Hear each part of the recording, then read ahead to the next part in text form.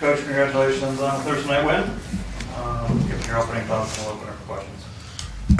I told the team, there's no ugly babies. You get a baby, no matter what it looks like, you love it, and so we'll take the win. It was a hard-fought win. Credit to Sam Houston; they played a great game. They competed. I knew they would. We found a way to hold on. Found a way to hold on. Didn't play great. Part of that was because of them. Part of that was because of coaching. We didn't do a great job of getting our guys ready to go, but.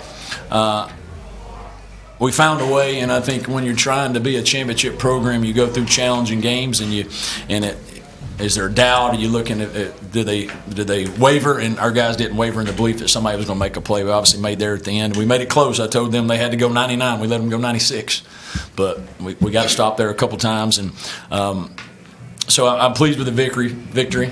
Obviously, that we know we can clean some things up. Don't have a lot of time to do that because we got to flip around real quick, but. It was an emotional night for our guys as well because it is mental health awareness month, suicide prevention month, and obviously we went through a lot of that here. Obviously we dealt with some of that, and so I think there was an emotional part of that as well. But we'll take it, and I think that's 3-0 in the conference and 5-0, so we'll celebrate it. Coach, you kind of said it a different way than I was going to say it. They don't ask you how; they just ask you how many, and you get to 5. Yeah, you got a beautiful young baby. Yeah, congratulations. Thank you. But going back to those final plays there, Kobe Singleton, 3 PBUs on 5 of the last offensive plays they ran. How about his resiliency to bounce back after the PI call? Yeah, I mean, that's a tough PI call. I thought we had some penalties go against us that hurt us, and some that could have been called that weren't. But for him to overcome that, and specifically the 2 in the end zone, huge plays. I almost picked the one off, and then he had that one. That was big. We knew they were probably going to go to that guy. We put him over there for a reason, and when he needed to step up, he made a huge play. And he's probably the most competitive corner I've been around as far as just everything is a competition for him, and he rises to the top. And it was good to see him mature. Normally, if he gets a PI like that, that would have wrecked him. He would have been so upset, and he wasn't. He just got back there and played, and that's great for him and his future.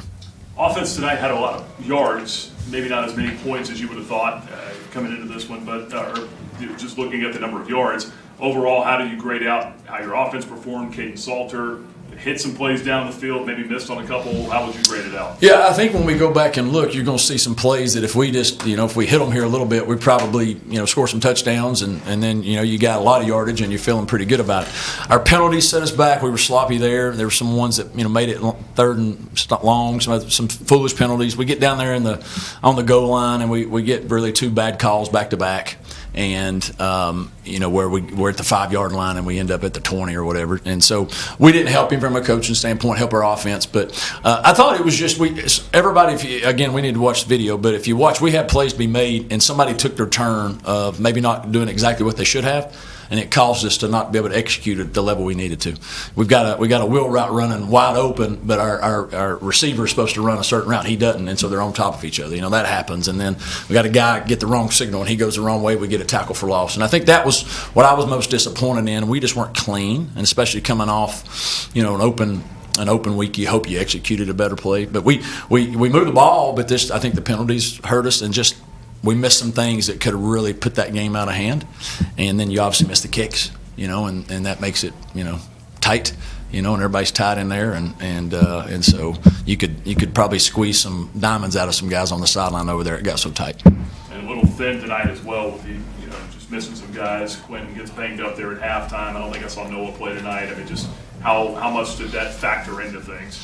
Well, I think Quentin getting banged up and Billy Lucas didn't play, so you've got some guys there. We had to use Aaron Bedgood more in certain areas, and then so then they know you're using him in certain ways, so that they're able to identify that. Noah was hurt and got hurt actually, I think, it was in practice, and so he probably could have played if we really, really had to, but not having a guy out there that can win one-on-ones consistently, because of the way they were trying to do some things. So here's with our team, we're still growing, and I think we all think we should be here, and we're still learning, and everybody knew for us that we're playing, they do different things to us that they don't show on video sometimes, and so we adjust. And when you have younger players and different, that maybe it takes them a little longer to make those adjustments, and then you wish if they were here longer in the process. So, am I disappointed how we finished on offense? 100%. We had a chance to finish the game,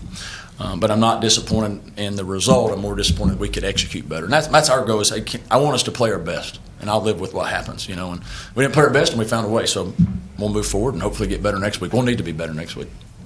I know you prefer to win every game by 30, but that's just not reality. Is it good for your team to go through a game like this as you go into the meat of the schedule, and then also for your defense to be the unit on the field to close the game? Yeah, I think I told them anytime if you're trying to be a championship program, you got to go through those games that are close, and it's going either way. It could go either way, and you got to find a way to finish that. We had a chance to finish on offense with 2 consecutive drives, really 3, I think. Well, 2, yeah, 2. Missed a field goal, and then went down and had to punt again. But we had chances. We didn't, but the defense was able to do that. So I think it's good that you go through that. And let me say this, our crowd and that last drive was outstanding. It was loud. It made those guys, made the opposing team have to really listen to do something. They were tremendous. And we have an unbelievable home field advantage there here. And I want to give our student body and our fans a lot of credit for that, because they made that a challenge in place there, especially in that fourth quarter. So. How challenging is it to play and prepare for a team that is winless and has a different level of desperation, just trying to transfer all the work they put in Sam Houston State into a win?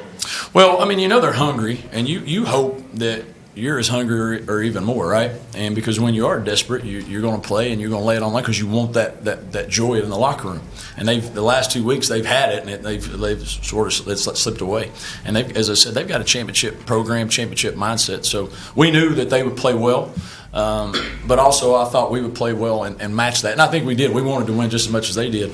And you saw us compete for all those 4 quarters. We just didn't execute cleanly and made that game there where we had chances to put it away. That's the thing that I take from it. But it wasn't hard preparing for them. You knew what they were going to bring, but our program, our standard is the same. Coach, arguably your biggest challenge now is the turnaround. How do you deal with that? And also maybe ride the momentum of this win going into that? Well, it obviously is a quick turnaround. Anytime you play in a shorter week, it's challenging, especially if you go on the road. And so, your team, instead of having, a day off tomorrow, they got to come in and clean this one, put it to bed, and then you got to start getting ready for the opposing team, and they obviously have a day jump start on you because they played last night. And so we did some planning and some practice for them during the bye week, so it's not like it's going to be brand new.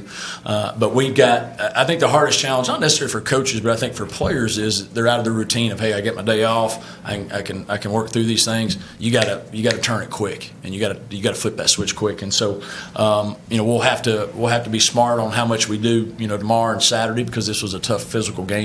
But we've got to get ready to go down there and play a great team and go on the road in this league. CJ Daniels coming down with some big, tough catches tonight. How much did that mean to you guys, just to be able to get those big chunks of yards? Well, I mean, when he made them, they were huge. They were obviously big moments, and whether they were third down or got us a chance to get in the red zone, he made some big plays. And even the ones that he missed, I mean, they were unbelievable, almost great catches. He made the misses look phenomenal. And anytime you got a guy that if you put it in his vicinity, he's got a chance to make a play. I mean, that's a comfort level for the quarterback. And we obviously targeted him, and we had chances to make some big plays, and we made a lot of them, missed some too. But anytime you have somebody hey, this guy's going to win, you feel good about it. Coach, considering that along those same lines, how important was it to be balanced offensively in the first half, considering just how they kind of limited some of those big explosive runs in the second half there? Yeah, we, I'm looking here, we were 191 and 257, and we had some sacks. Obviously, you look at balance different, right? Like, hey, what is balance? It's not like even. It's, hey, can we run it when we need to run it, and can you make and so, but to be able to make the throws that we were able to, but also we didn't have all the explosive plays, but I thought when we had some big ones, that the challenge was, I think with our running game was, we get a great play on first down, and the second down somebody blow an assignment, we'd be 3rd and 6 again instead of 2nd and 3. And so it was one of those games there from that trying to be balanced. You almost got out of some of your game plan because of what was happening and maybe stuff they were doing to us and how we weren't maybe performing to the capability that we could. Last question for Coach. Coach, emotions were really high in that last minute with the penalties. Then also there was a whistle for some sort of stoppage or timeout that kind of gave Sam Houston an extra timeout. What did they tell you? Why was that whistle blown? I don't know, what did they say? I was probably yelling at them, so I don't know what they did say.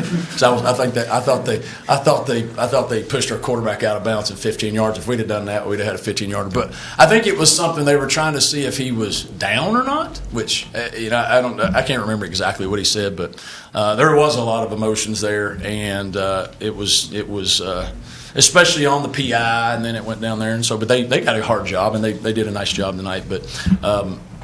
Yeah, I'm gonna ask what he told me. I can't remember. All right. Obviously didn't like it. So